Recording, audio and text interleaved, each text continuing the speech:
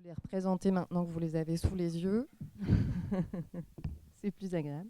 Donc, tout à fait à droite, Ludivine Bantigny, dont vous pouvez trouver le livre d'ailleurs sur la table là-bas, sur lequel il y a pas mal d'ouvrages. 68, De grands soirs en petit matin, voilà, qui est un des livres. Il y a assez peu de livres, de livres inédits qui sont sortis pour le moment sur 68. C'est un des livres importants de cette année sur l'avancement des travaux de recherche des historiens sur mai 68. Et puis Malika Rahal, qui, elle, est plutôt spécialiste de l'histoire sociale, politique et culturelle algérienne, en amont et en aval de la guerre d'Algérie, de l'indépendance algérienne, et qui s'est intéressée, alors c'est pas le centre de tes recherches, mais qui s'est intéressée malgré tout à ces années 60 algériennes qui suivent immédiatement l'indépendance du pays. L'idée de les inviter toutes les deux est venue d'un échange de mails, d'ailleurs, je crois, avec Ludivine. J'avais envie d'inviter Malika, j'avais envie d'inviter Ludivine, et Ludivine me dit, mais moi j'aimerais beaucoup faire une discussion, commencer un dialogue sur ces années 60, ce moment 68, d'une rive à l'autre de la Méditerranée. Parce que c'est vrai qu'on a encore aujourd'hui, même si on sait que les travaux des historiens nous encouragent à changer un peu de regard, on a quand même un regard très, très parisien sur ces événements. L'iconique mai 68 parisien est encore à l'œuvre, évidemment. Et donc il fallait peut-être faire un petit effort supplémentaire pour cette commémoration en 2018, qui était déjà présente en 2008, mais peut-être plus timidement, pour montrer à quel point cette fin des années 60 voit agir une contestation sociale un peu partout dans le monde. Si on met des petits points comme ça, des petites épingles sur un planisphère, on verra que ça s'agite pas mal pour des raisons de transmission entre les mouvements, mais aussi pour des raisons tout à fait liées au contexte national. Donc voilà, peut-être j'aimerais qu'on commence avec toi, Malika, puisque c'est une histoire peut-être moins connue. Il n'y a pas eu de mai 68 algérien véritablement, mais les années 60 voient une histoire des étudiants algériens faite à la fois de déception et de sursaut après cette indépendance nationale. Oui, et à dire vrai, cette expression « nous, on a eu notre mai 68 à tel moment », c'est une expression qui revient beaucoup, mais pas seulement en Algérie. Et selon les générations auxquelles on s'adresse, ça identifie pas toujours la même date d'ailleurs. Parce qu'en réalité, ce que révèle l'Algérie, mais qu'on retrouve aussi dans d'autres pays, c'est qu'on a beaucoup plus affaire à une période longue en réalité. Donc selon la cohorte étudiante à laquelle vous vous adressez, moi on m'a déjà dit, nous on a eu notre mai 68, c'était 67. Alors 67, c'est effectivement c'est un moment un peu partagé d'ailleurs avec d'autres pays. Le moment de la guerre de 1967 et d'une forme d'engagement étudiant et lycéen dans la rue assez particulier. Je reviens juste un tout petit peu en arrière sur le contexte plus particulièrement algérien et je parlerai d'autres pays en même temps. Le contexte algérien, il est un peu particulier. Hein. On est après l'indépendance, on est dans un moment après l'année 62 et l'année de l'indépendance où il y a quand même un enthousiasme révolutionnaire vraiment très fort et très marqué, avec des étudiants qui sont en même temps très enthousiastes pour la construction d'un nouvel État, en faveur de cet État anti-impérialiste, révolutionnaire, socialiste, et en même temps super contestataires qui sont pas complètement d'accord avec la création d'un régime de parti unique, qui trouvent que le premier président Ben Bella est en même temps une figure hyper charismatique, du tiers-mondisme triomphant. La première chose qu'il fait, c'est d'aller à Cuba, d'où il va à Cuba depuis Washington, après avoir rencontré Kennedy, indirect, en pleine crise des fusées de Cuba, il fait Washington, La Havane. Donc c'est quand même une figure vraiment qui incarne pour beaucoup de jeunes la révolution, le socialisme, le tiers-mondisme, mais qui en même temps est autoritaire. Donc on a des formes d'engagement étudiants, lycéens et jeunes qui sont complexes. Et tout ça est douché est mis sous le boisseau au moment du coup d'État du colonel Boumedienne en 1965. Et ce à quoi on assiste dans les années qui suivent, c'est en même temps une progressive réémergence d'un mouvement de jeunesse qui se réorganise autour de demandes spécifiques, de questions de polycopiés, de questions d'amphithéâtre, de questions de cité universitaire, de questions de qualité de la cantine. De réclamation de davantage de droits, et de l'autre côté, une opération de séduction de la part de Boumedienne pour se présenter en quelque sorte lui-même, de façon très personnelle, comme le héros de cette jeunesse, en plusieurs temps. Et 67, c'est un de ces premiers moments où il y a une reconnexion, si vous voulez, entre le régime et les jeunes, où on a de grandes manifestations qui sont autorisées dans la rue à Alger et qui permettent à la jeunesse de manifester en faveur de la guerre contre Israël, en faveur de la politique de l'attitude très rigoureuse du président Boumedienne vis-à-vis d'Israël, et en faveur, et c'est là qu'on va voir certaines différences avec ce qui se passe en Europe, en faveur de l'organisation d'un service militaire qui permettrait à ces jeunes venus à l'âge adulte après l'indépendance de participer eux-mêmes à un engagement militaire, à une mobilisation militaire et à une guerre qui serait un peu la guerre de leur génération. Donc on a plein de choses là dans ce premier moment qui est déjà un moment où on voit à la fois la force de la jeunesse, le fait qu'il y a un mouvement jeune, vigoureux, et en même temps des caractéristiques qu'on retrouve en Algérie, qu'on va retrouver au Maroc, en Tunisie, en Égypte, qui sont un rapport assez différent à l'État et assez différent à la question de l'armée et de l'engagement militaire. Sur tout le continent africain, vous avez des États qui émanent tout juste des indépendances. Vous avez encore des situations où les pays sont en lutte encore pour leurs indépendances. C'est le cas sur le continent africain dans les colonies portugaises. C'est le cas dans la péninsule arabique. Par exemple, un des grands mouvements très enthousiasmants pour les jeunes de plein de pays, c'est le mouvement pour la libération de Dhofar, à Oman, où il y a d'où émanent à la fois des chansons, une imagerie de femmes engagées, de femmes dans le combat de guérilla. Et du coup, le rapport à la chose militaire est très différent, et aussi le rapport à l'État. Vous avez des jeunes qui sont des étudiants, qui sont pas encore les générations nombreuses des étudiants qu'on a en Europe, et qui donc peut-être plus qu'ailleurs, constitue vraiment au Congo, en Éthiopie, en Égypte, en Tunisie, au Maroc, constitue vraiment une avant-garde, mais une avant-garde qui a le sens d'être une élite et le sens que ce seront eux bientôt les cadres de l'État en quelque sorte. Et du coup, leur rapport à l'autorité est quand même assez différent.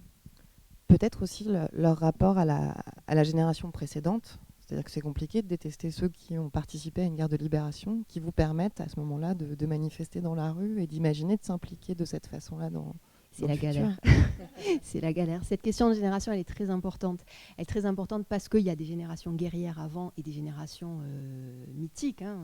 Bourguiba en Tunisie, c'est le combattant suprême. Donc c'est quand même pas très simple d'aller contre lui. Et parce que ces combattants suprêmes utilisent souvent la question de la mobilisation de la masse contre les étudiants.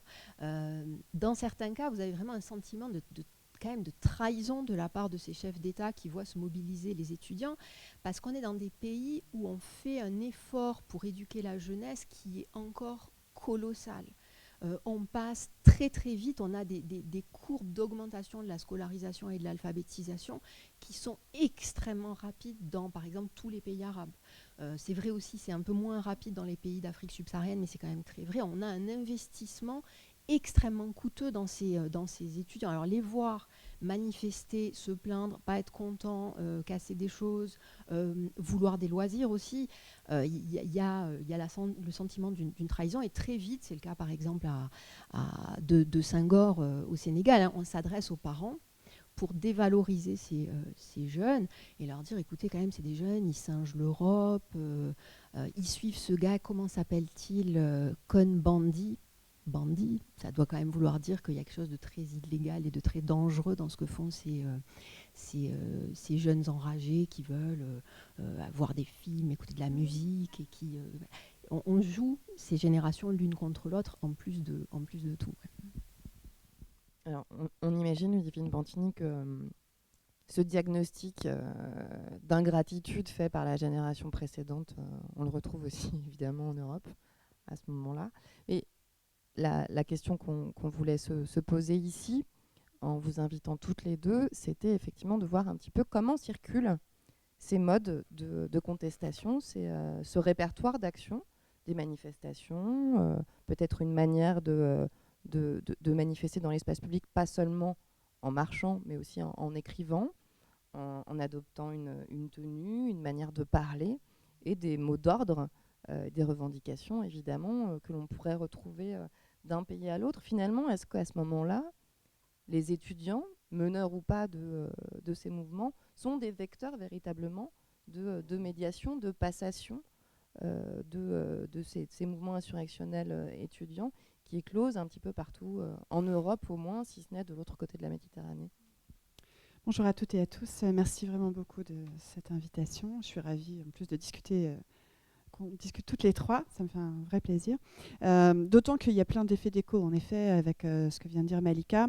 La première chose que je retrouve, et ça va dans le sens de ta question, Anaïs, c'est la question même de la chronologie. C'est-à-dire qu'il y a forcément une matrice, quelque chose qui travaille souterrainement bien avant 68 en France, et de part et d'autre d'ailleurs des mers et des océans. Et moi je me dis aussi en t'écoutant que 68 commence très largement en 67, en tout cas qui a déjà là des racines très fortes, et un événement qu'on connaît encore très mal et qui me semble, dont l'ignorance me semble assez significative justement de ces chapes de plomb qui ont si longtemps pesé dans une perspective décoloniale aussi, c'est le mai 67, cette fois guadeloupéen. Tu disais que voilà, là, le 68 algérien, c'est plutôt 67 entre autres.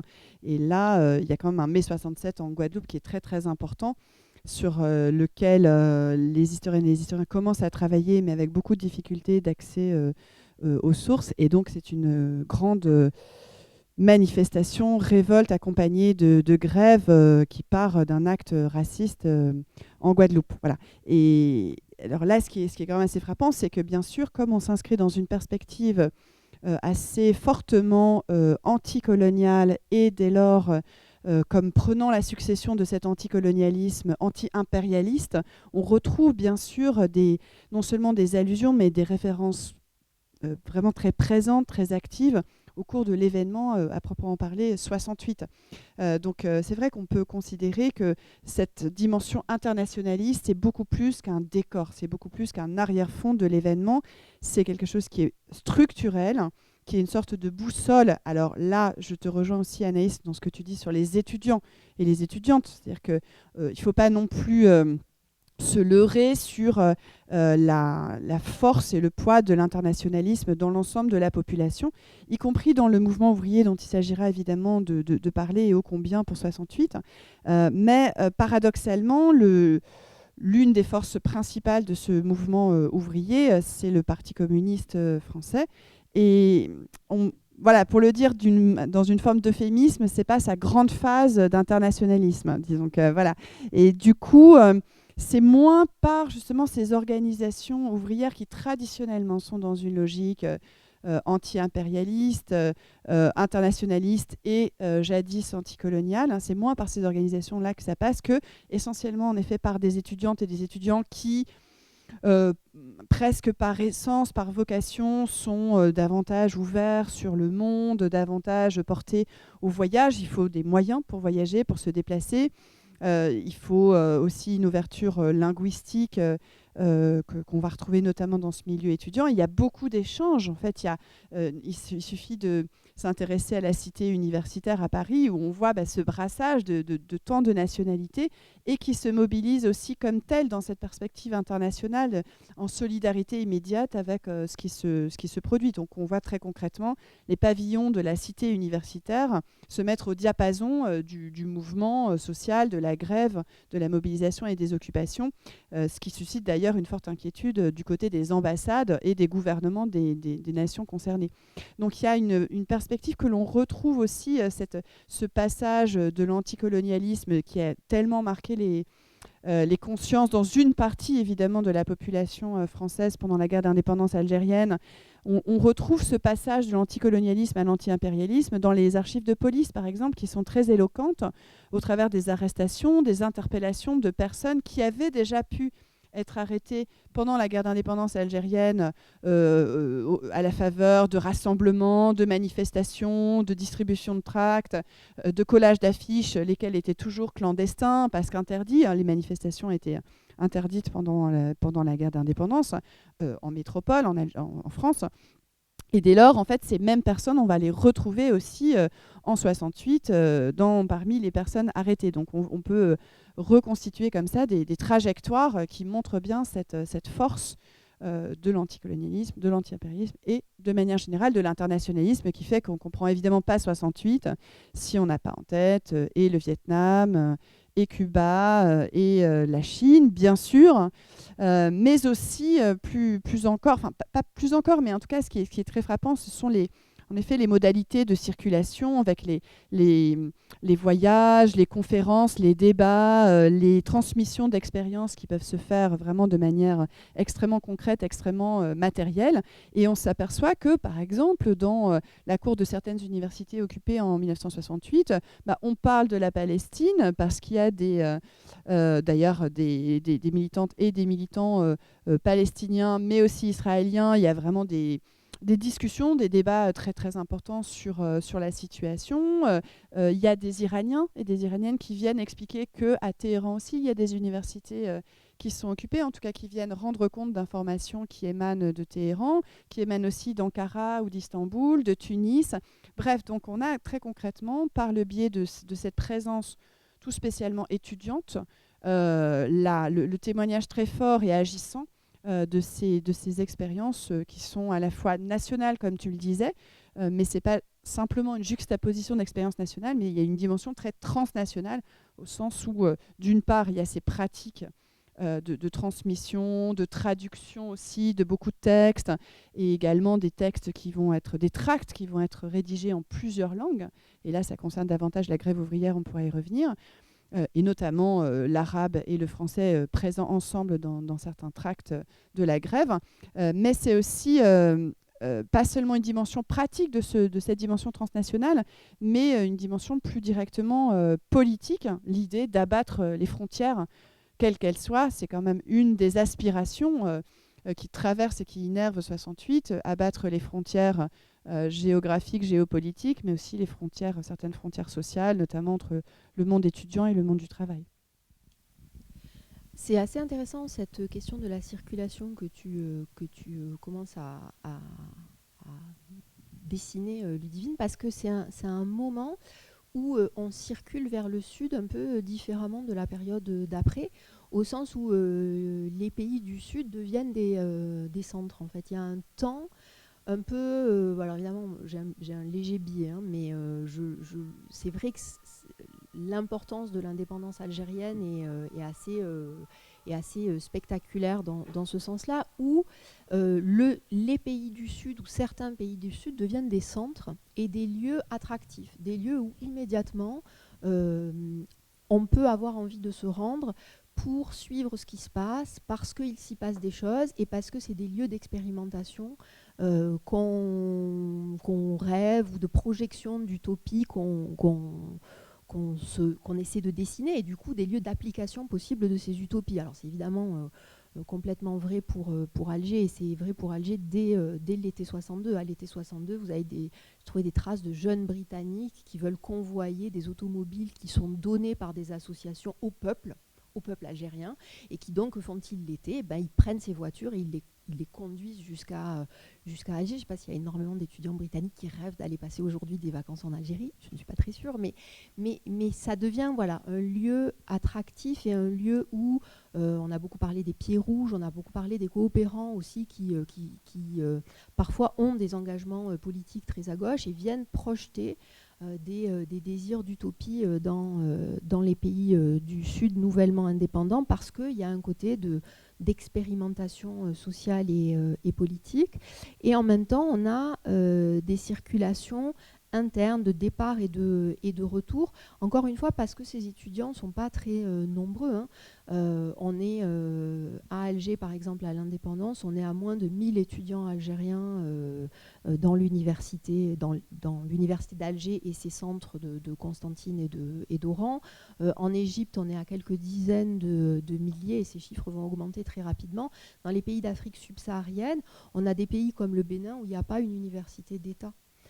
Et c'est une des revendications de ces années-là que de créer des universités étatiques plus nombreuses partout, mais à mesure qu'on les crée aussi, on fait circuler les étudiants. Ils partent de là où ils sont, dans des universités régionales, parfois ils partent d'universités d'autres pays, parfois ils reviennent de Paris pour rentrer dans leur pays d'origine, faisant circuler avec eux des idées et des pratiques, des méthodologies d'engagement et de mobilisation. Alors vous avez évidemment des tentatives pour bloquer toute cette circulation. Nasser en Égypte en 68, une des premières choses qu'il fait, c'est de un peu verrouiller la presse pour qu'on n'entende pas quand même trop parler de ce qui se passe au Mexique, de ce qui se passe en France. Et ça n'empêche pas l'étonnante similarité de ces jeunes du Caire d'abord qui manifestent pour des questions de bourse, mais qui adoptent aussi des méthodologies et des pratiques, des journaux affichés sur les murs, de la distribution de tracts, de la création de slogans. On a peu de traces de ces journaux muraux qui ont été rédigés en février 68 au Caire. Et ensuite, le mouvement reprend à l'automne en province, où là, ce sont presque plus des lycéens et encore des étudiants qui relancent le mouvement, malgré la difficulté qu'il y a à faire circuler de l'information. Donc on a comme ça des pôles qui se constituent, et de la circulation d'étudiants qui est beaucoup liée à des causes presque structurelles. Mais à chaque fois qu'on essaye de résoudre le problème en créant de nouveaux centres, on fait circuler les étudiants et en quelque sorte on propage la contagion qu'on cherche à tout prix à éviter, ce qui est assez cocasse. Non, je suis prête pour la prochaine question. On a bien parlé de ces connexions qu'on a encore un peu de mal visiblement à circonscrire de manière très, très nette. C'était un champ de recherche en friche. Par contre, il y a un autre champ qu'on a vu apparaître peut-être de manière plus forte aussi durant ces premières semaines de commémoration, peut-être aussi parce qu'on y est plus sensible en ce moment. C'est la solidarité au sein du mouvement grève des étudiants avec le monde du travail et notamment le monde des travailleurs immigrés. On a vu dans l'exposition dont Philippe Artière, que vous verrez tout à l'heure, est co-commissaire aux Beaux-Arts, que cette solidarité avec les travailleurs et les travailleurs immigrés est extrêmement présent, beaucoup plus que l'image qu'on en avait peut-être jusque-là. À quel point travaille-t-il ce mouvement de destin commun, le mouvement de 68 français à Ludivine? Oui, c'est bien la raison pour laquelle il faut aller un peu en amont de 68 pour saisir à quel point c'était déjà très fort, à la fois d'un point de vue pratique et d'un point de vue politique, ces questions de solidarité entre monde du travail, entre ouvriers tout spécialement, mais je dis monde du travail plus généralement parce que ça concerne bien d'autres salariés que les ouvrières et ouvriers d'usine au sens strict, et les étudiants. En fait, on pourrait même partir à cet égard de la grande grève des mineurs en 1963. On avait déjà vu se mobiliser bien des étudiants en solidarité avec cette grève, où il y avait évidemment des ouvriers français et immigrés, parmi les mineurs bien évidemment. Donc il y a eu déjà des collectes concrètement, des rassemblements de soutien en 1963, et finalement ces questions de solidarité ont jalonné toutes les années 60, toute la décennie 1960, que l'on retrouve dans des perspectives là aussi très concrètes, par exemple à la Rhodia à Besançon, lors de la première occupation justement d'une entreprise, dans une entreprise de fabrication de textiles artificiels, le tergal et le nylon, mais que l'on va retrouver à bien d'autres endroits. Et par exemple, également en janvier et février 1968, c'est vraiment l'un des berceaux, me semble-t-il, du mouvement qui invite à nuancer un peu l'idée que c'est une surprise absolue, cette grève. Je ne suis pas en train de dire non plus que c'était attendu. C'est pas ça, l'effet de surprise, de toute façon, il est constaté par la grande majorité des protagonistes. Donc il ne s'agit pas de mettre en cause cet effet de surprise, mais quand même, on avait des mouvements sociaux extrêmement puissants tout au long des années précédentes, et en particulier cette année 1967, avec des grèves parfois très dures, et notamment au début de l'année 68, à Caen, on retrouve déjà ce phénomène de solidarité entre ouvriers, paysans, étudiants. Il y a aussi des enseignants, etc., à l'occasion d'une grève particulièrement conflictuelle et engagée et déterminée de la part de jeunes qui sont à la Saviem, à la Sonormel, des entreprises, notamment de la sous-traitance automobile. Ça, c'est une première chose, c'est que de toute façon, les étudiants, en tout cas parmi celles et ceux qui sont mobilisés dès le début mai, mais même avant, à Nanterre entre autres, et dans bien des universités, à Toulouse avec le mouvement du 21 avril ou à Marseille, d'emblée, la perspective, c'est luttons contre les cloisonnements que cette société engendre, que ce système engendre. Nous sommes des étudiants absolument conscients d'être plutôt, comme tu l'as souligné Malika, et a fortiori dans le cas de l'Algérie, mais dans une autre mesure, c'est aussi celui de la France. Les étudiants sont 500 000 en 1968, donc c'est assez considérable en termes de progression depuis la fin de la Seconde Guerre mondiale. On est passé de 100 000 à 500 000 étudiants. Il n'empêche que c'est quand même une minorité, 12% d'une classe d'âge, et une minorité qui a tout à fait conscience d'être relativement privilégiée et socialement et culturellement, et qui va avoir pour préoccupation première, et vraiment première, de se tourner immédiatement vers les travailleurs, vers les ouvriers, vers le monde des salariés, à la fois par souci, encore une fois, de solidarité immédiate, pour ne pas rester isolés. Hein. Les étudiants qui se mobilisent au tout début du mois de mai disent les médias, enfin la presse, les journaux, etc., cherchent à nous présenter uniquement comme des fils à papa qui sont dans une espèce de fête uniquement ludique, etc., qui veulent dépolitiser notre action. Mais nous ne voulons pas être réduits à cette dimension. Nous sommes conscients, encore une fois, de nos appartenances sociales, puisqu'il y a seulement moins de 10% d'enfants d'ouvriers à cette époque qui mènent des études dans l'enseignement supérieur, et moins de 7% d'enfants d'agriculteurs. Donc il y a cette conscience sociale-là et cette volonté de la dépasser, de la briser par une perspective d'alliance et donc du coup une manière de se tourner immédiatement vers les usines. Et le brassage en question, on le constate là aussi grâce aux archives de police, on le constate dès les tout premiers affrontements, y compris au quartier latin. On voit que Paris est encore une ville ouvrière, et évidemment sa banlieue très proche. Et donc il y a tout de suite des jeunes qui viennent prêter main forte aux étudiants face au CRS ou aux gardes mobiles. Et on voit cette diversité des professions, mais beaucoup d'OS, beaucoup d'ouvriers de manière générale. Et ce qui est très passionnant aussi, c'est de saisir la diversité des nationalités présentes. On voit beaucoup de jeunes, mais pas seulement à Paris ou dans la région parisienne. On peut retrouver le même phénomène à Marseille, à Lyon, à Nantes, Saint-Nazaire, etc. Les archives le montrent bien là aussi. En fait, dans les arrestations, on voit beaucoup de Marocains, d'Algériens, de Tunisiens, de Sénégalais également, avec des professions d'ailleurs elles-mêmes très, très diverses. Et cette solidarité, en fait, je ne voudrais pas non plus laisser entendre qu'il y aurait simplement une forme de solidarité qui irait des étudiants français vers les travailleurs étrangers. Ce n'est pas ce que tu as non plus évoqué directement, Anaïs, mais ce que je veux dire, c'est qu'il y a aussi une forme d'auto-organisation, bien sûr, des ouvriers en général, mais notamment des ouvriers immigrés en particulier. Alors, je me permets... J'espère que ça ne va pas trop vous choquer de faire allusion, Dino, à... En fait, on vient de faire connaissance avec Dino Bellocine. Ça m'a énormément touchée parce que hier, à l'occasion d'un échange de mails dont je vous passe les détails de l'origine, mais enfin voilà, Dino m'a écrit un message, et Dino Bellocine est l'auteur d'un livre que j'avais lu et que je cite dans l'ouvrage sur 68. C'est sur la Cello, c'est une entreprise de Beson, la Cellophane, où il y avait justement beaucoup de travailleurs, notamment venus d'Algérie, comme c'est le cas du père de Dino, qui était kabyle, l'ouvrier kabyle, et qui était parmi les grévistes les plus les plus déterminés, les plus tenaces dans la mobilisation, dans la grève, avec une grève très importante, avec une manière de brandir, d'accrocher le drapeau rouge au sommet de l'usine, de la cheminée de l'usine, qui est une des plus hautes de France, etc. Donc c'était très touchant d'avoir comme ça ce surgissement et que vous soyez là aujourd'hui. C'est extrêmement fort pour moi.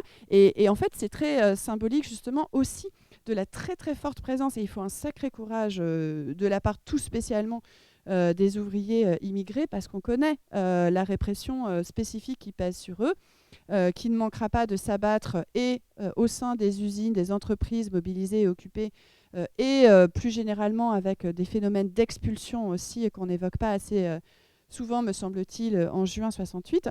Donc on pourrait aussi citer un cas qui est bien connu grâce aux travaux de Laure Pitty, qui est le cas de Renaud Billancourt, où les OS algériens, qui étaient déjà très mobilisés pendant la guerre d'indépendance la guerre d'indépendance algérienne, ont créé aussi une plateforme revendicative spécifique à leurs conditions, parce qu'ils demandaient et une dignité et des revendications d'égalité dans les salaires, dans les conditions de travail, etc. Donc voilà, c'est bien sûr des phénomènes de solidarité qui se traduisent par des collectes qui sont destinées par des ravitaillements, soit alimentaires ou d'argent, aux familles de grévistes, et notamment aux familles de grévistes étrangères, ou dans les bidonvilles, et notamment à Nanterre, bien évidemment, puisque c'est aussi une des étincelles de la mobilisation de Nanterre. Mais regardez, c'est une France supposément prospère, mais regardez dans quelles conditions vivent ces hommes, ces femmes, ces enfants, ces familles dans les bidonvilles de la ville. Et donc, il y a ces phénomènes de solidarité très actifs, mais c'est vraiment aussi des formes de réciprocité, d'échange, de transmission d'expérience, et encore une fois, de très forte auto-organisation des ouvrières et des ouvriers d'origine, en particulier algérienne. Est-ce que dans ce mouvement, dans cette période de construction d'une identité étudiante, d'une certaine façon, en Algérie, on arrive à s'informer, à être au courant, et peut-être à se poser la question de savoir comment peuvent influer le destin de ces Algériens qui ne sont pas en Algérie, mais qui vivent des moments politiques forts en dehors justement du pays?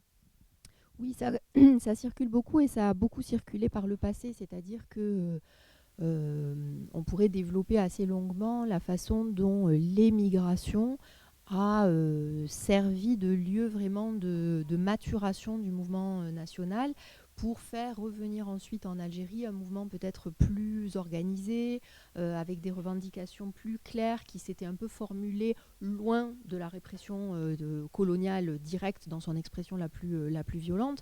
Donc on sait que l'émigration, elle a joué beaucoup ce rôle-là, et que ça continue à circuler après les indépendances, qu'on continue à avoir des norias de gens qui partent et reviennent, sans qu'on sache, dans le cas de l'Algérie, très bien, d'un point de vue de science, comment ça infuse, par exemple, dans le syndicat des travailleurs.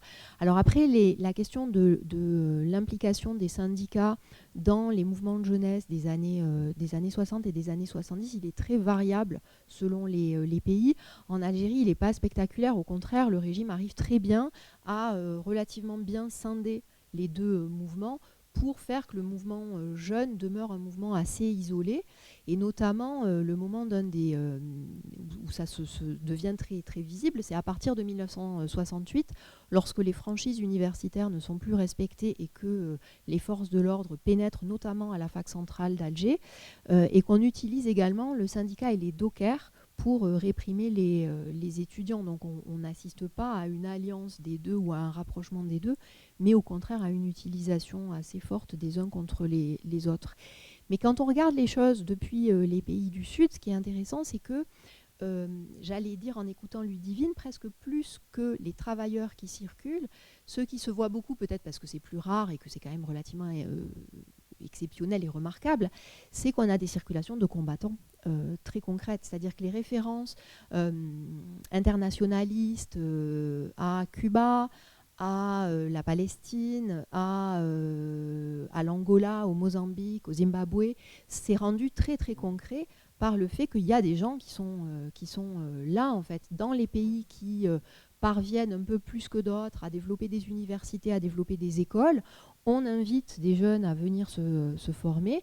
Et donc, on a aujourd'hui des témoignages de jeunes étudiants ou lycéens algériens des années 60 qui racontent comment eux-mêmes, ils ont participé à des collectes avec leurs enseignants.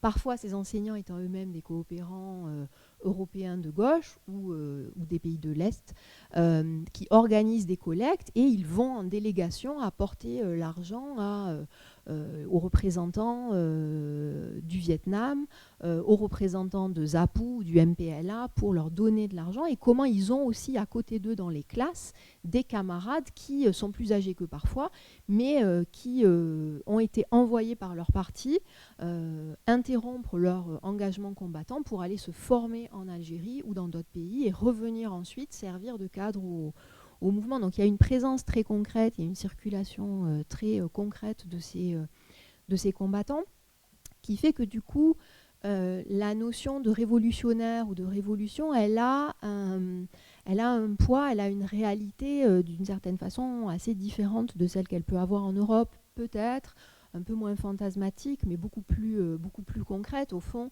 la révolution, on a une idée un peu plus précise de ce que c'est parce qu'on sort d'en prendre, en quelque sorte, et qu'il y a des mouvements de lutte armée en cours. Je pense qu'un des regards comme ça qui traduisent le mieux ce décalage, c'est celui de Foucault, qui n'est pas en France au moment de mai 68, mais est en Tunisie.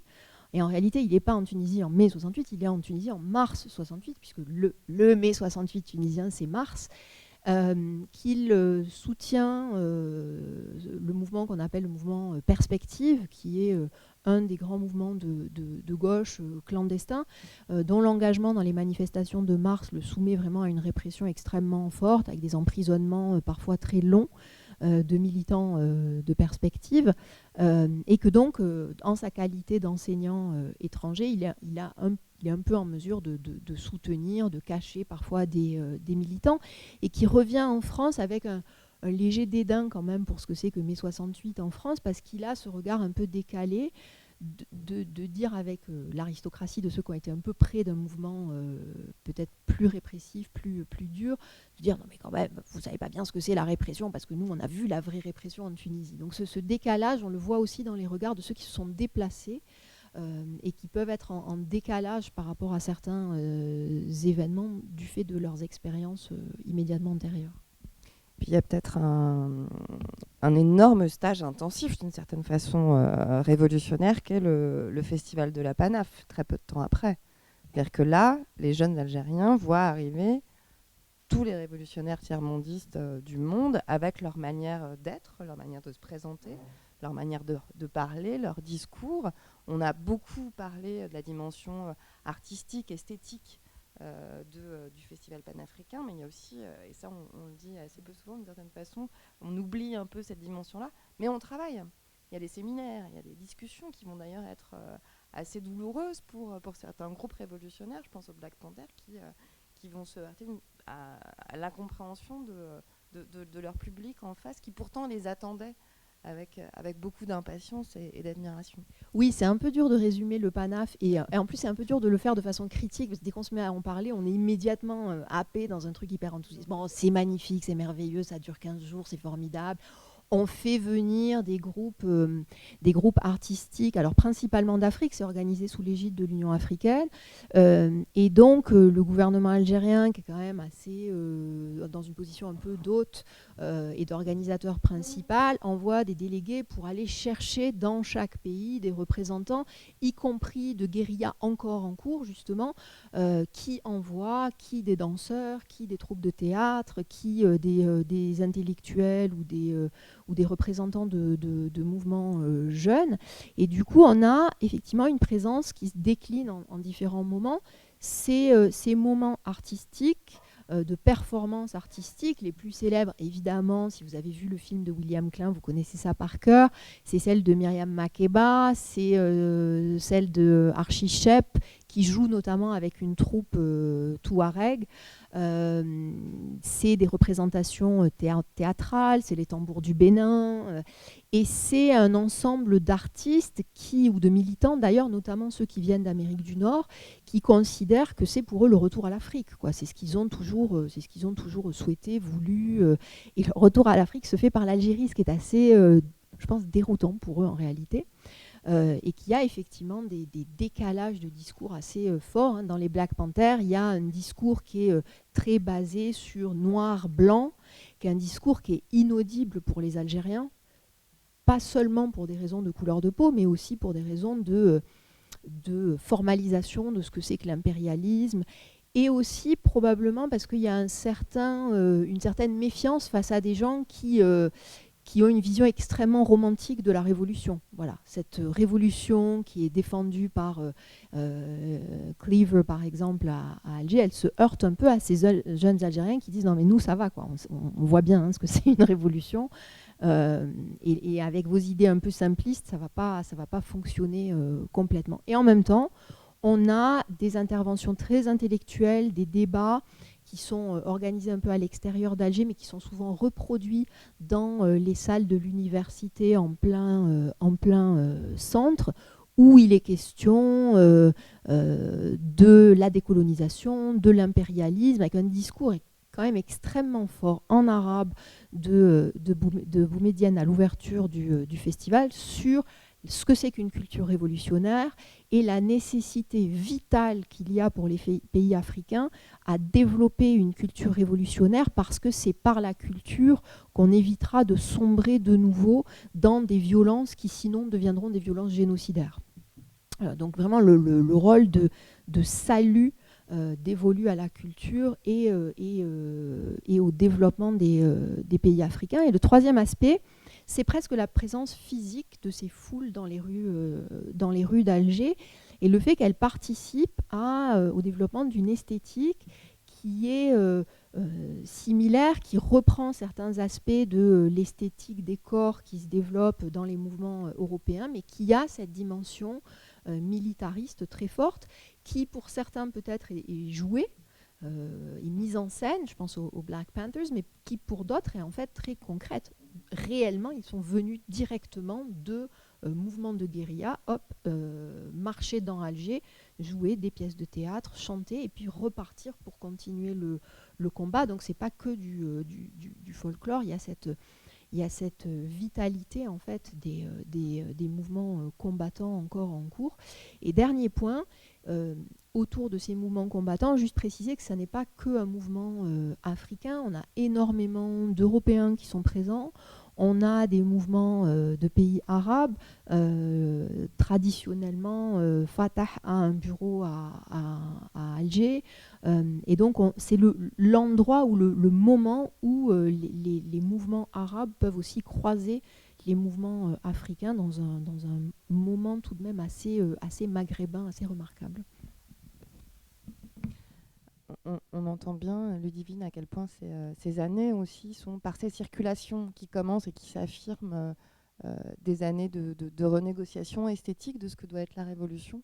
En tout cas, pour la France, on voit dans ces années-là se construire un mythe du romantisme révolutionnaire qui aura la peau dure pendant de nombreuses années. Pour autant, quand on regarde dans les archives, dans les quelques discussions entre étudiants qui ont été enregistrées, parfois par la presse ou parfois par leurs camarades, on entend bien que la discussion est ardue, c'est-à-dire comment se présenter au monde, peut-être pas en tant qu'étudiant pour certains, plutôt en tant que futurs travailleurs, en tant que solidaires, et d'autres qui, au contraire, affirment que peut-être être étudiant, c'est un moment privilégié pour prendre conscience du monde en s'en retirant d'une certaine façon. Mais en tout cas, la dimension révolutionnaire reste une ombre sur cette génération de jeunes Français-là, qu'ils soient étudiants ou pas, un peu spectateurs malgré tout de ce tiers-monde qui tente de s'affirmer à ce moment-là.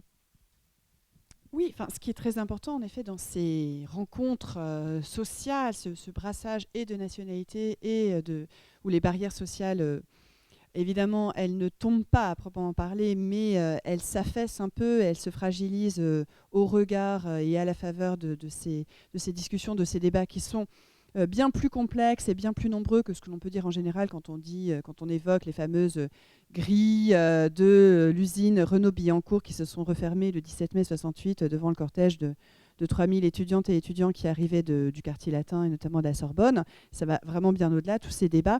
Et là où je vous rejoins l'une et l'autre, parce qu'en effet, il est question, et comment ne pas aborder ces questions fondamentales ici même, il est question de culture, il est question de partage de l'art, de partage du savoir. Donc ça rejoint le questionnement qu'a soulevé Mathilde tout à l'heure dans sa présentation, à savoir la place aussi de la dimension artistique. Et je pense que c'est une des passerelles possibles entre ces univers sociaux qui, jusqu'à présent, en effet, dialoguaient assez peu, où il pouvait y avoir non pas une méfiance réciproque, mais une méfiance, d'ailleurs pour partie entretenue par certaines organisations politiques, de la part du monde ouvrier à l'égard des étudiants, encore une fois, toujours considérés comme les futurs exploiteurs de la classe ouvrière, les futurs bourgeois qui vont être les rouages du système en place. Et donc ces passerelles, elles se bâtissent aussi par le rapport à l'art, puisque beaucoup d'étudiantes et d'étudiants, et au-delà des intellectuels, au sens très large du terme, au sens où rancière l'emploi, c'est-à-dire au sens où l'intellectuel, c'est pas uniquement la personnalité plus ou moins célèbre qui va faire office d'engager, mais c'est vraiment au sens où est intellectuel celle ou celui qui va poser dans l'espace public une mise en cause aussi de l'ordre social et va faire de la chose politique une chose partagée. Et j'en profite pour faire une parenthèse, mais peut-être que Philippe en sait davantage que moi, mais sur Foucault, parce qu'il me semble que Foucault était quand même présent, sinon en mai, du moins en juin 68. Je ne sais pas si tu as des éléments là-dessus, Philippe, tu nous le diras peut-être, ou dès maintenant, ou comme tu veux. Mais justement, je crois que j'ai lu chez Rancière, mais je suis plus sûre de ma source, que Foucault était présent sur les piquets de grève de Citroën quai de Javel. Bon.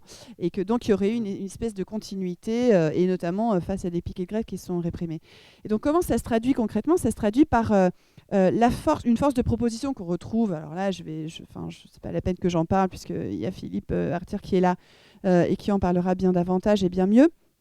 Mais la force des ateliers populaires qui précisément sont là pour... c'est pas une question de placer l'art au service des luttes ouvrières ou des luttes du monde du travail. C'est pas du tout au service d'eux. Ça, c'est un peu les Mao qui disent ça, se mettre au service du peuple, etc. Mais il reste quand même une minorité. Mais c'est comment faire de l'aspiration révolutionnaire aussi un art. Voilà. Comment faire en sorte que l'art descende de ces musées, de ces cimaises, d'une sorte de cristallisation de l'art dans des lieux spécifiques, privilégiés et d'accès compliqué d'un point de vue social. Et donc c'est un partage aussi de l'art, faire bannir notamment la signature même des artistes et faire en sorte que l'art soit davantage collectif. Mais on le retrouve ça concrètement dans certaines usines en grève.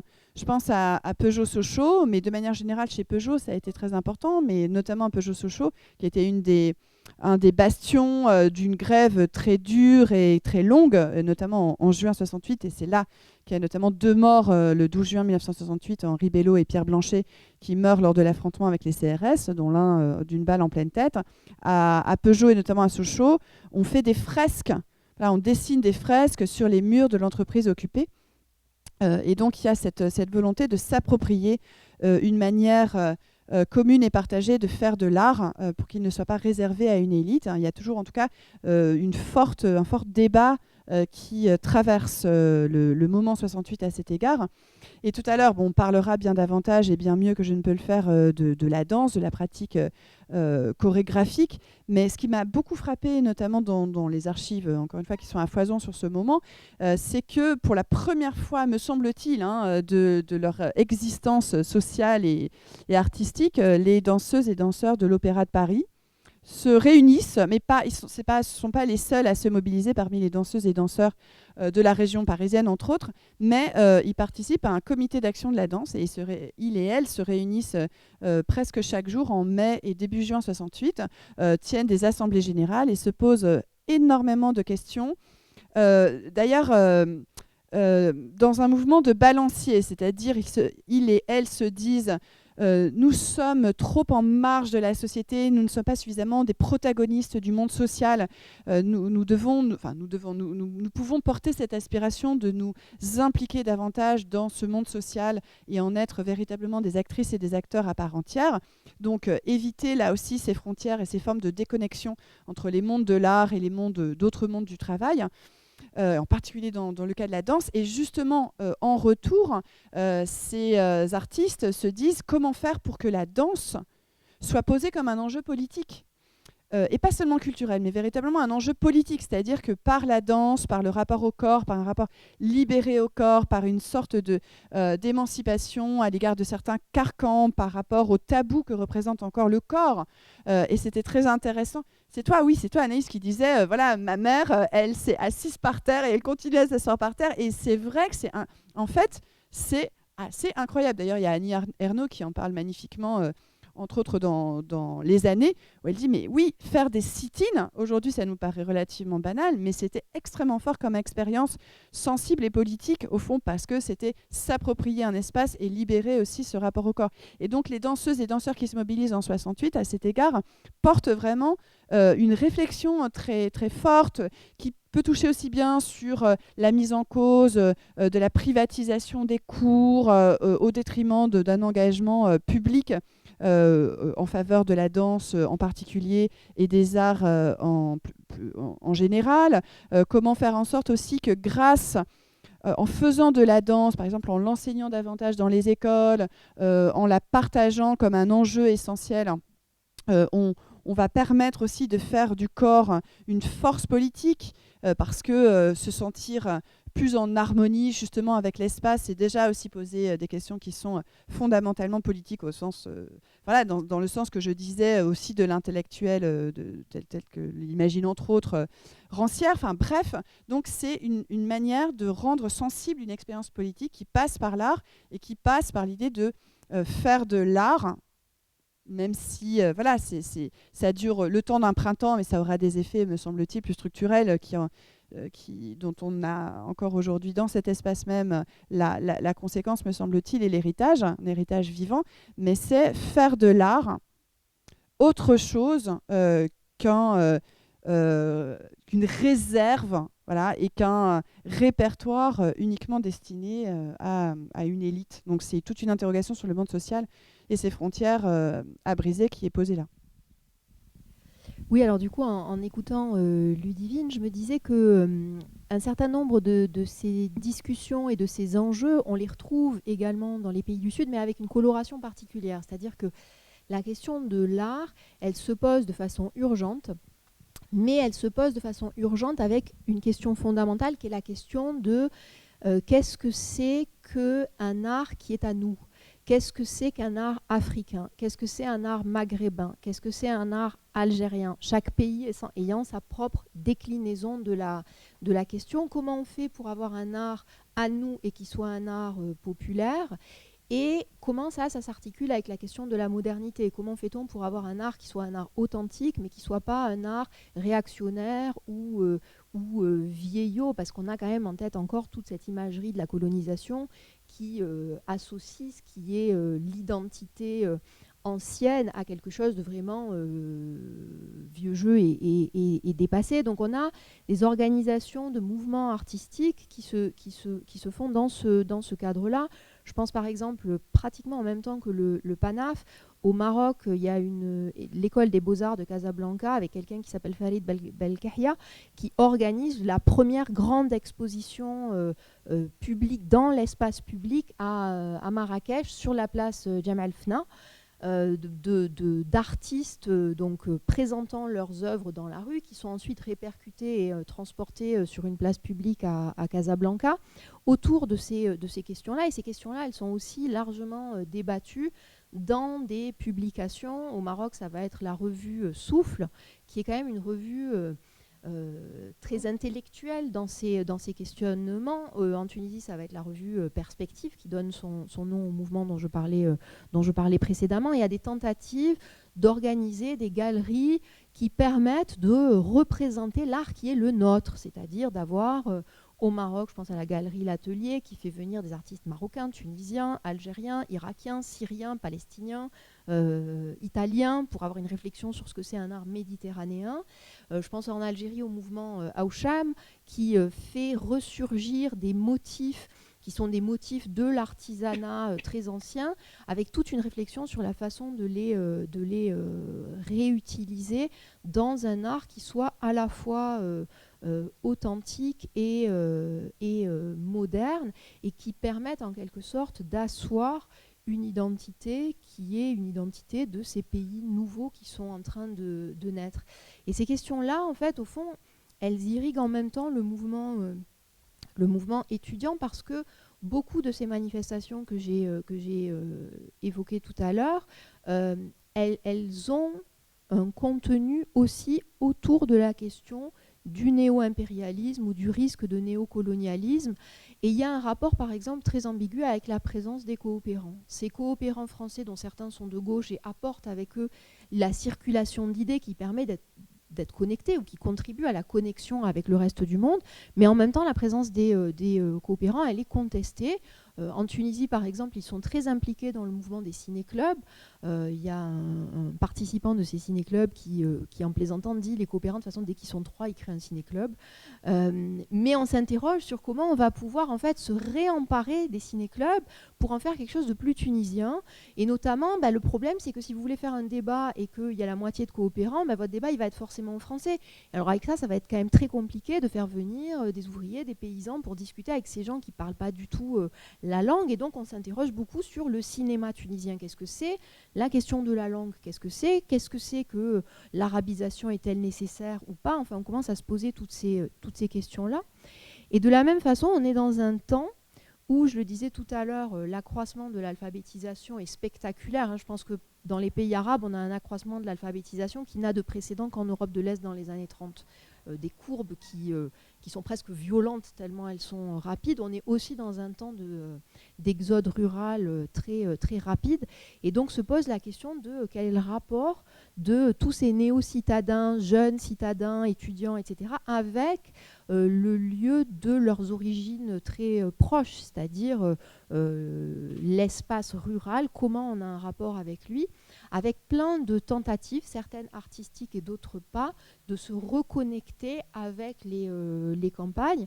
Je pense à quelques cas, ils sont assez rares, on ne les connaît pas très bien parce que ça demande vraiment de fouiller beaucoup pour les identifier et les trouver, mais de troupes théâtrales qui considèrent, amateurs, qui considèrent que l'inspiration vient de la campagne et qui donc passent souvent l'été à sillonner les campagnes, à interviewer, parfois à enregistrer. Alors vous imaginez, pour les historiens, on se dit on va trouver des enregistrements, ça va être incroyable, des trésors je ne les ai toujours pas trouvés, mais peut-être, à enregistrer ces paysans pour les faire parler de leur vie et utiliser ça comme matériau ensuite pour écrire ou mettre en scène des pièces de théâtre. Une deuxième façon de se connecter avec le monde rural, c'est des entreprises savantes. C'est par exemple autour d'un enseignant de sociologie ou de géographie de participer à des enquêtes dans le monde rural qui consistent à aller observer, enquêter, interviewer et donc se reconnecter avec quelque chose qui dans le discours est vraiment considéré comme le fondement de l'identité, c'est-à-dire un monde rural encore vraiment central dans l'identité. Et la troisième façon, c'est des mouvements militants. Pour l'Algérie, par exemple, ça va être la participation à des comités de volontariat de la révolution agraire. Ça, c'est à partir de 1971, quand Boumedienne lance la révolution agraire, où on a des étudiants, des lycéens, des jeunes chômeurs des villes qui s'engagent dans des brigades de volontariat qui consistent à aller expliquer aux paysans les principes de la révolution agraire. Et à dire vrai, quand on leur pose la question aujourd'hui de savoir s'ils pensent que ça a un peu servi aux paysans, la plupart d'entre eux rigolent doucement en disant non, on ne peut pas dire qu'on a été quand même d'une utilité féroce dans ce domaine-là. Et donc à qui ça a enrichi en fait et les jeunes disent mais nous c'était important pour nous de sentir qu'on n'était pas déconnecté de ce monde paysan, qu'on allait voir ce que c'était le pays réel et qu'on n'était pas dans ces villes nouvelles et cet univers qui est moins authentique, moins vrai et qui nous déconnecte de la réalité du pays. Merci beaucoup. Je suis désolée, on est déjà très très très en retard en fait. Donc voilà, merci. On va quand même prendre 5 minutes pour d'éventuelles questions parce que ce serait dommage, je crois. Donc si vous en avez, n'hésitez pas. Ou des questions ou des remarques. Hein. Il n'y a pas d'obligation au point d'interrogation. Si vous n'en avez pas, ça tombe bien. Mais non, allez-y, je vous en prie.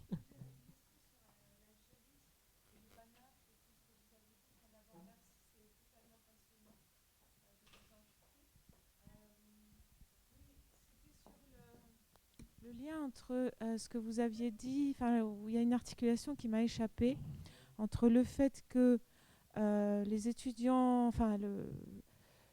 l'ambiance algérienne, ou la jeunesse algérienne était soucieuse, en fait, et le gouvernement aussi, de valoriser, on va dire, une culture militaire, hein, était dans une dynamique, on va dire, militaire, hein, et le PANAF. Voilà, pour moi là il y a quelque chose qui est compliqué, où j'ai pas saisi l'articulation entre les deux. Donc la question des frontières aussi, moi elle se repose là. En fait, si vous regardez par exemple le film de William Klein, un des moments centraux du PANAF, c'est le défilé dans les rues principales de toutes les délégations. Et en fait, ces délégations, elles sont organisées par pays et par mouvement de libération. Donc la présence première de la structuration du PANAF, c'est des délégations par mouvement. Et ces mouvements, il y en a un certain nombre qui sont encore en lutte. Et donc leur défilé est un défilé de gens en tenue kaki et avec toutes sortes de déclinaisons de tenues militaires. Pas toujours d'ailleurs, parce que parfois ils n'ont justement pas d'uniforme, parce que c'est une vraie guérilla, donc ils arrivent un peu en basket, en jean, et donc on leur trouve des quasi-déguisements pour qu'ils puissent participer à ces parades. Et d'ailleurs, en fait, il y a un site internet magnifique sur lequel, notamment, Malika a fait des entretiens avec des témoins du festival. Et on apprend notamment ce genre de choses-là. On a les témoignages d'une grande partie de ceux qui ont participé à ce festival. Je te laisse terminer. Oui, c'est un projet qui s'appelle Alors, justement, c'est un projet qui s'appelle Panafest. Et pour le moment, il faut un peu bricoler pour retrouver ces entretiens parce qu'on est en train de monter un web documentaire à partir de ces entretiens. Donc en cherchant Panafest, on espère que vous trouvez. Ils existent, mais ils seront mis en forme, dans une forme un peu définitive, rapidement, j'espère. Il y en a quelques-uns qu'on trouve facilement, des gens comme Kathleen Cleaver, des gens comme Elaine Klein, qui était une américaine présente à Alger, et aussi un des entretiens avec un ancien jeune, j'allais dire, qui s'appelle Boussa Adouadi, qui était étudiant à Alger. Et on a cette présence où le militaire joue un rôle, de même que l'imagerie est répétée à partir de l'indépendance, d'ailleurs, de jeunes en tenue militaire, valorisés, mais souvent aussi très cool, avec des lunettes de soleil. Enfin, il y a une esthétique du jeune révolutionnaire qui, je pense, mériterait une étude à elle seule, de ces jeunes qui n'ont pas participé à la guerre. Et dont certains ne le disent pas, ou sont un peu fâchés par cette idée, mais d'autres le disent très franchement, disent mais l'indépendance nous a privés de la guerre. Notre plan, c'était que forcément on allait devenir grand et on allait participer à la guerre, et puis ça ne s'est pas fait. Donc il y a aussi des pis-aller de participation à des formes de combat où la dimension militaire, parfois fantasmée, est toujours présente.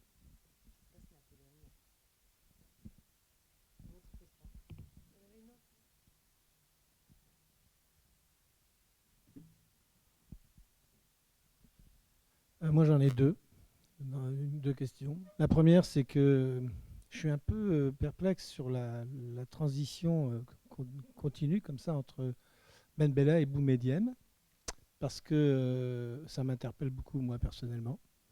Comme si, je dirais, Boumedienne était une nouvelle étape de la révolution algérienne. J'en suis pas vraiment convaincu.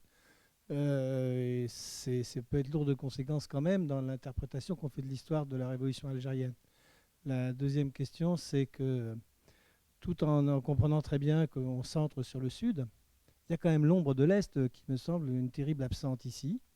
Parce que dans le futur, mais l'ombre de l'Est et surtout des émergences des mouvements à l'Est, que ce soit la Pologne en 67 avec Kouron et Modzelewski, que ce soit la Tchécoslovaquie en 68. Alors ça arrive, Voilà. vous avez Je le dis quand même un parce que Philippe Artière à ça a côté des de vous incidences, qui y compris manifeste sur- son voilà. intention d'en parler un tout petit peu plus tard Voilà. dans l'après-midi. Mais, Voilà. bah oui, mais c'est quand même important. Non, Pourquoi juste Parce que après, on aura les Alger, États-Unis. c'est là où le Tché pose un discours qui est une véritable rupture avec l'Union soviétique et dont il va subir lui-même les conséquences ultérieurement. Donc il y a des choses qui s'interpénètrent quand même. Et je dis ça parce que les formes artistiques, par exemple, d'expression des mouvements artistiques au Maghreb ou au Marquet, par exemple, pendant très longtemps, restent déterminés par une expression soit liée à la calligraphie, soit très dominée par la tradition académique coloniale. Voilà. Et donc il y a un décalage dans le temps, y compris dans les expressions artistiques de ces pays-là, qui serait peut-être intéressant d'interroger. Alors, il n'y a pas que vous qui êtes perplexe devant la transition Ben Bella boumedienne. J'explique l'objet de la perplexité en 2 mots. Ben Bella était vraiment la figure de proue d'un tiers-mondisme quand même assez triomphant, avec en apparence une popularité très grande, notamment auprès des jeunes. Et au moment du coup d'État de 1965, il y a très peu de manifestations d'opposition au coup d'État. Les seules manifestations d'opposition viennent soit de certains groupes du Parti communiste, soit du mouvement de jeunesse. Et elles sont quand même rapidement éteintes. Et donc tout le monde se demande, mais alors où est passée toute cette popularité en réalité? La deuxième question, c'est est-ce que c'est continu ou pas entre les deux? Est-ce que Boumedienne n'est jamais que une autre version de la révolution algérienne, la poursuite, ou est-ce que c'est une vraie rupture? Je vais vous répondre et un petit peu botter en touche, juste pour dire que quand même il a fallu à Boumedienne un certain travail pour regagner la popularité perdue au moment du coup d'État, et que ça passe par le fait de se présenter comme vraiment ce chef charismatique, tiers-mondiste, panarabiste, panafricaniste, ce qui est quand même une recette assez complexe, mais qu'il parvient à faire, et que c'est par ces biais-là qu'il se repose en connexion avec la jeunesse, et que la connexion se fait en Algérie comme elle se fait au Congo-Brazzaville, comme elle se fait en Éthiopie, presque directement entre le président et les jeunes, avec des jeunes volontaires qui, dans les brigades de volontariat, lorsqu'ils s'opposent à sur place des notables un peu conservateurs qui ne sont pas d'accord avec ce qui est en train de se faire, menacent immédiatement de télégraphier au président de la République et de faire mettre tous ces gens en prison pour leur régler leurs comptes. Donc il y a une espèce de confiance directe parfois qui se dessine, et que je caricature à peine, entre le chef de l'État et la jeunesse. La question de l'Est, oui, elle est fondamentale, notamment, vous l'avez très bien dit, autour de la question du cinéma. Pour répondre, je vais juste faire référence à un film de 71 qui est important dans le cinéma algérien, qui est un film qui s'appelle Tahia Yadidou, où on voit à quel point on est dans une expérimentation révolutionnaire. On est vraiment dans un temps révolutionnaire, pas du tout le temps du grand récit révolutionnaire, mais le temps de l'expérimentation, et où on voit à la fois la formation des cinéastes à Moscou, à la fois tous les emprunts du cinéma italien, du cinéma cubain, du cinéma africain, où on voit que ça circule, qu'on expérience. C'est un peu désarçonnant, ça a l'air de partir un peu dans tous les sens, mais ça dit, je crois, la géographie plus complète que ce qu'on a dessiné juste là. Voilà.